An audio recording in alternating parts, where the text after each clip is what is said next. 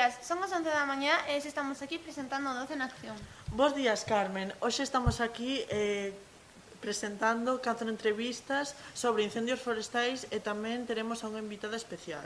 Agora daremos paso á miña compañera Yajaira, que entrevistará aos estudantes da cidade de Ourense. Bos días, Carmen. Hoxe atópome aquí nas ruas da cidade das Burgas, cidade termal por excelencia, e vou entrevistar algún dos seus cidadáns.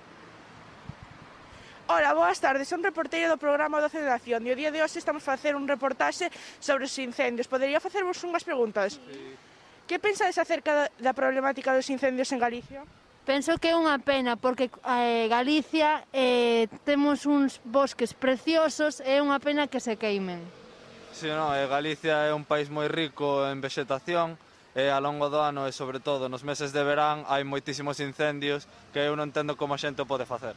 Relacionado con isto, recordades algún especialmente intenso na cidade de Ourense, xa sexa por todas as vosas casas ou das vosas aldeas? Si, acórdome no 2016 que estaba de noite na casa duns amigos e mirábamos ao monte e veíase todo o lume e tamén veíanse todos os equipos de aéreos, de tanto avionetas, helicópteros e, os bombeiros e todo ese tipo de personal. Si, eu lembrome no 2017 que a finais de verán houbera unha serie de incendios e viñemos aquí a traballar un luns pola mañá, estaba todo cheo, o ceo cheo de cinza e non se podía ver nada. Última pregunta. Estades de acordo coa política de prevención levada a cabo en Galicia? O que pensas que se pode facer para previlos? Penso que para previlos podese construir máis cortalumes, pero non sei que máis podese facer. Si, construir máis cortalumes e telos en bo estado porque a verdade é que os que están nun estado deplorable. Hasta aquí as miñas preguntas. Moitas gracias pola vosa colaboración nesta entrevista. Ata aquí as entrevistas aos cidadáns. Agora doulle paso as miñas compañeras Carla e Carmen que se atopan no platón. Despois desta entrevista pola miña compañera Yajaira, cidadáns de Ourense, vamos a escoitar outra a estudantes que nos darán unha resposta máis concreta e elaborada sobre os incendios. Polo tanto, pola man de Carla, comezamos esta entrevista. Ola, bos días. Estamos aquí no IES 12 de outubro para falar cos estudantes e saber que coñecen sobre a problemática dos incendios. Ola, como te chamas? Antía. Antía, en que curso estás? En primeiro de bacharelato. Dades nas aulas a problemática dos incendios? Sí, sobre todo na clase de biología. Ti que opinas sobre o tema? Opino que os incendios son moi perxudiciais, tanto sea para as plantas, os animais ou as persoas que viven ao redor, xa que poden causar moitos danos e incluso poden chegar a desaparecer especies. Deberíamos ter máis controlados os bosques e os cortalumes tamén. Moi ben, Antía, supoño que poderíasme explicar que diferencia hai entre estas dúas imaxes? Sí, por suposto. Aquí aparece Gondomar no 2016 e no 2018. Como se pode ver, no 2016 aínda non habería ocurrido un incendio, en cambio no 2018 sí. Pódese ver no 2018 algunhas plantas verdes, algúns árbores, o que quere decir que pode haber unha sucesión secundaria xa indo pouco a pouco, pero faltarían moitos anos para que chegase a ser o mesmo. Moi ben, Antía, moitas grazas. Nada. Agora estamos na Facultade de Ciencias de Ourense para falar con Sara Marcos, unha estudiante de Enxeñería Agraria. Ola, Sara. Estamos a facer preguntas sobre os incendios. Poderíasme explicar como afecta este aos solos? Boas, Carla, pois hoxe mesmo estábamos explicando na clase isto, porque mañá temos examen. Bueno, podemos presentar cambios químicos e físicos. Nos cambios químicos tratamos sobre pH, porque este redúcese coa intensidade, isto varía segundo a intensidade do lume. Por exemplo, nos de baixa intensidade, a materia orgánica é moi pouca que se perde. Entonces, estas son cambios insignificantes, pero polo contrario, nos de alta intensidade sí que son grandes cambios, sí que se ven grandes cambios. Despois, como cambios físicos, podemos ver que a materia orgánica pode reducir ou aumentar. Isto tamén vai relacionado coa intensidade dos lumes. Nos de alta intensidade, esta vese reducida, pero polo contrario, nos de baixa intensidade, esta pode volver a aumentar. É moi interesante e tamén triste a vez, posto que os incendios de Galicia representan case a mitad dos incendios de España. Ti que opinas sobre isto? Pois creo que como a todos, que non me parece ben. O malo, como xa dixen antes, que produce moitos cambios, isto non nos afecta a nosa xeración, senón as xeracións do futuro que non coñecerán os paisaxes e os ambientes como nos coñecemos hoxe. Moitas grazas, Sara, foi un placer falar contigo. Moitas grazas, Carla. Moitísimas gracias, Carla, pola túa colaboración. Ha sido unha entrevista fantástica. Daremos un inciso para falar sobre a nosa invitada especial. Sí, hoxe vamos a falar sobre dafoloxía, unha ciencia moi pouco recoñecida polo público que estuda o solo. Tamén falaremos sobre a prevención dos incendios forestais. Daremos unha entrevista a Tarsi Carballas, a investigadora do CSIC. Bo día, Tarsi! Bos días. Como te encontras, Tarsi? Encontrame nerviosa e emocionada pola boa venida que estou tendo nese programa.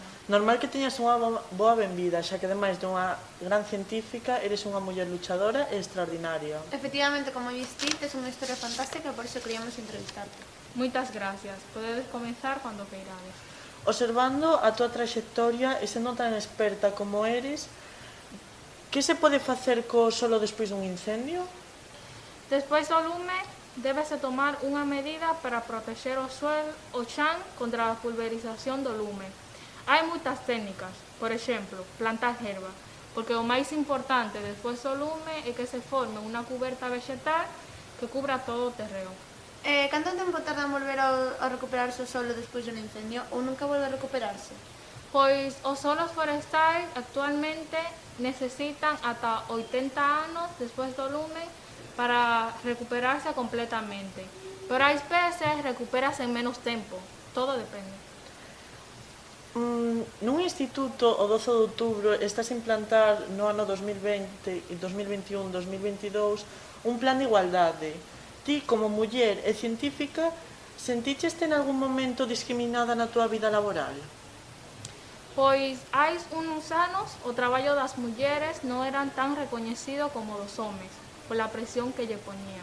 Pero agora é diferente, as mulleres non son máis recoñecidas que os homes, pero dan a recoñecer o seu traballo. Pois moitísimas gracias, Tarsi, pola túa colaboración neste inciso do programa. Ha sido unha moi boa entrevista. Verémonos noutro momento. Estás invitada cando queiras a este programa. Moitas gracias.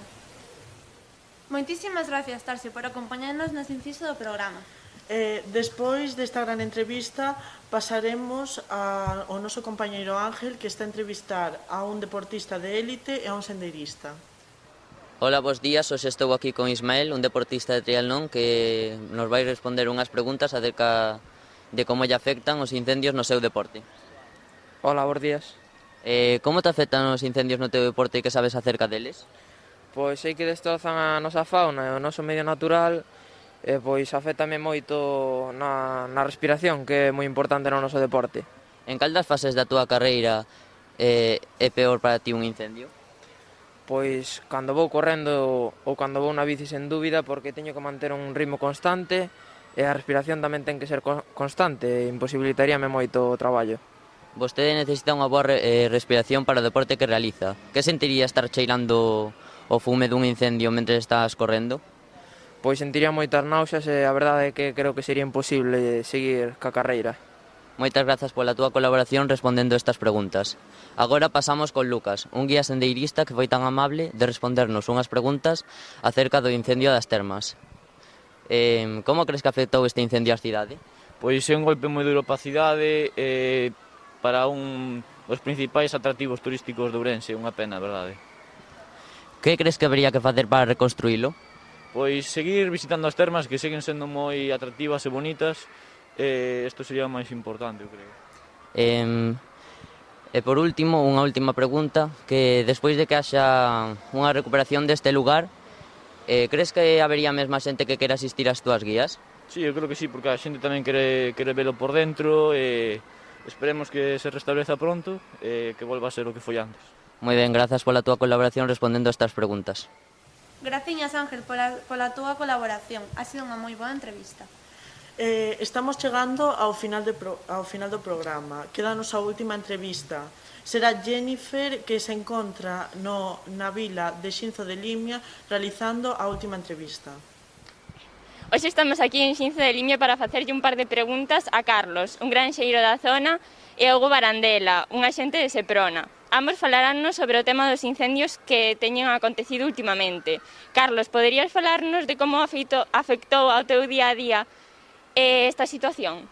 Si, pois eu antes vivía das miñas terras e dos meus animais e co incendio, pois a colleita deste ano e dos anteriores, porque quemouse o meu palleiro tamén, pois entonces a colleita deste ano quedou arrasada e non sei canto tempo pasará ata que volva a poder nacer a colleita aí no, sabes, na terra.